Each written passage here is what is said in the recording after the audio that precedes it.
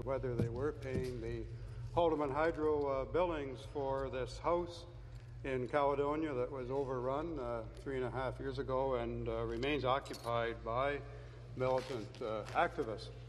With the Premier and Aboriginal Affairs Minister refusing to answer whether the government was actually paying the utilities at this occupied house, I found I had to fill in the blanks and indicate that they are footing the electricity bill from the information that I have, but I would like that confirmed. And I did see the minister following the lead of his leader with respect to a duck the question strategy, and the minister too attempted to sidetrack the question by suggesting he started to suggest he couldn't answer as he felt as a quote getting very close to an ongoing lawsuit. Well, that went over like a lead balloon in the legislature, and the speaker at the time had to stop the clock on two separate occasions as pandemonium broke out in the legislature. After the minister made another stab at ultimately failing to address the question, it's all unanswered, I therefore filed this request for a late show. And as we know, February 28th, 2006, the subdivision in Caledonia, it's known as varying from Douglas Creek Estates to Dalton Creek Estates, was forcibly occupied, and since that time it served as a base, a jumping off point for 3.5 years of lawlessness and intimidation and harassment, trespassing, and as I mentioned this morning, attempted murder. 3.5 years ago, the McGuinty government purchased the property, and during that 3.5 years, I would like to find out someone has been providing water and electricity to this occupied house. And I do reflect on the latter phrase in the Speaker's prayer. Something we're lacking in Caledonia. And I quote, "To inspire us to decisions which establish and maintain a land of prosperity and righteousness, where freedom prevails and where justice rules." People living and doing business in that area do not feel that is the case. They have been subjected to arson, extortion, barricades, land seizures, occupations, militant protests and related harassment, intimidation. As I mentioned, mob violence and threats to public safety. And Speaker, this has to end, and this must not be encouraged by a government providing free electricity, free water, I don't know, perhaps free cable or natural gas or garbage pickup.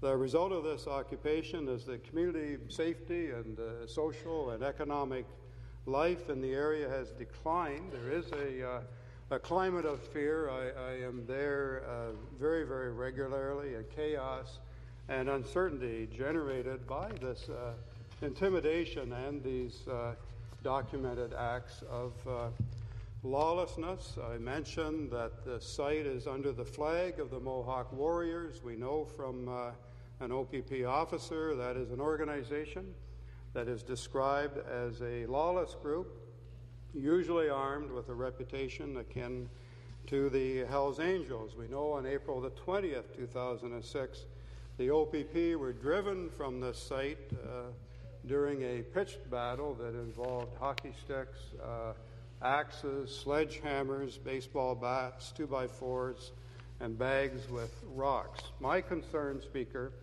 by continuing to pay the water and the electricity bills,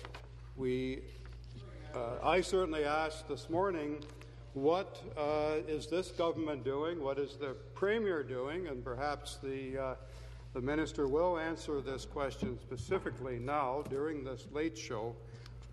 Minister, what are you doing? It's the first question I've asked you directly because people have felt the answers are not there. What are you doing about the perception out there that your government is supporting and condoning activities of militant lawbreakers? And more specifically, when will you stop sticking taxpayers with these utility bills coming from that house located on Douglas Creek Estates, a house occupied by militants? The Minister of Aboriginal Affairs. Thank you very much, Mr. Speaker. Let me begin by congratulating you and your wife on your anniversary. And I know there's no place you'd rather be, but I'm sure that she's hopefully you'll be able to see her tonight. You'll be able to make it out there tonight and see her, if not soon. Mr. Speaker, the member knows, and I responded to the question today in question period, the Ontario Realty Corporation is responsible for managing and maintaining the lands that we're talking about, including the payment of utility bills on behalf of the owner, which is the Government of Ontario, until a go-forward strategy is determined. As owners of the Douglas Creek Estates, we continue to incur costs to maintain the site until the future use of the property is determined in a manner that's agreeable to all parties. But, Mr. Speaker, I've got to say, I don't think it's been a long time that I've seen something as disgraceful in this place as a member of the opposite party. It shouldn't surprise me, but it does. Comparing Aboriginals to Hell's Angels. Mr. Speaker, that is totally irresponsible. It's something that I think is beneath the member and beneath his party. Although when you look at the track record, Mr. Speaker, when it comes to First Nation issues, when you look at the track record, Mr. Speaker, of 6 years and beyond, we were at the lowest level when it came to a relationship with our Aboriginal people here in this province, the lowest level of any province in the entire country. We were seen at the very, very bottom. Today, 6 years later, we are the leaders in this country when it comes to the provinces and the territories, and we're seen right across this nation as a province that's taking leadership on these very, very important issues. And that stands in stark contrast to the approach taken by those guys over there. And it's working, Mr. Speaker, because we're working in partnership. We're working in partnership with First Nation communities, with Six Nations in his areas, with local municipalities in those areas, with the business community to promote the opportunities that are available for Aboriginal people in this province. And again, that stands in contrast to the shameful approach taken in the past. Mr. Speaker, that being said, I have a few questions for the member opposite. His community is going through a tough time, both economically and socially right now. There are tensions in that community, Mr. Speaker, that still are in place from the events of a number of years ago. We recognize that, Mr. Speaker, but does he not think that locally elected leaders such as himself have a responsibility to work with everybody involved at trying to bring people together, at trying to heal those wounds? Does he not think he has a responsibility to do that? Because I know that his neighbour, Dave Levac, the MPP for Brant, does. I know he's working tirelessly, bringing parties together, bringing businesses into the community, trying to create partnerships with Six Nations, economic development opportunities, working with local municipalities, Brant, municipality of the County of Haldimand, working with the City of Brantford, Mr. Speaker, doing all he can to try to create those partnerships, and he's doing a darn good job doing it. And what has this member done, Mr. Speaker? Nothing. I've never heard him at any time in the year that I've been Minister of Aboriginal Affairs make one single solitary effort or utter a word that contributes to bringing people together, Mr. Speaker. I think that's irresponsible. I think that's absolutely irresponsible. I ask him, look at the communities in his area. Look at the local municipal leaders. They're pulling together, Mr. Speaker. They're creating partnerships with Six Nations. They're moving ahead.